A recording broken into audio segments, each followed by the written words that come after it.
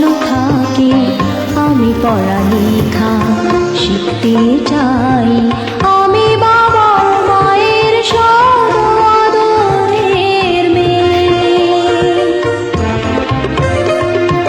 যদি চার দেয়ালের মাঝে কাটে সারা জীবন, তাহলে থাকবো শুধু বোঝা হয়ে।